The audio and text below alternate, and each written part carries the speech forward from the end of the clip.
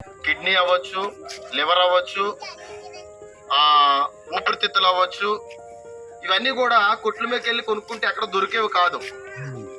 మద్యం వల్ల వచ్చేటువంటి నష్టం చాలా తీవ్రత ఎక్కువ ఉంటుంది.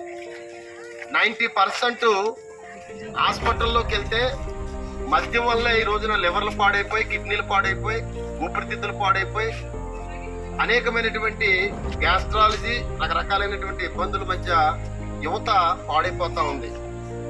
కాబట్టి మా కుటుంబాల కోసం మేమే ఆ ఇబ్బంది పడడానికి కాదు, ఏదో లాభప్రాప్తి కోసం రాలేదు. మీ తరంలో కూడా ఉన్నటువంటి, మీ గ్రామంలో ఉన్నటువంటి వారిని కూడా రక్షించాలనేటువంటి ఒక తపన మాకు. ఎందుకంటే ఏదో స్వార్థం, స్వలాభం కోసం ఏమీ లేకుండా వస్తారనుకోవచ్చు. మాకేమీ కాదు. ఒక కుటుంబంలో ఎవరైనా సరే రక్షించబడితే, వారు తాగుడు నుంచి విముక్తి కలిగితే చాలు అనేటువంటి ఒక పరిస్థితి మధ్య మీ అందరికి కూడా చేతులు జోడించి మాయదారి సారా, మాయదారి బ్రాండి, కొంపలు కూర్చే సారా, ఆడవాళ్ళు పుస్తకాలు చెప్పేసే సారా, ఆడవాళ్ళు పుస్తకాలు చెప్పేసే సారా, యువతరాన్ని పాడు చేసే గంజాయి, యువతరాన్ని పాడు చేసే డ్రగ్స్.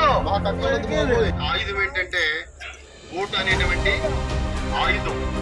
ఈ ఆయుధాన్ని వచ్చిన ఏ నాయకుడినైనా సరే మనం నిలదీసి అడగండి.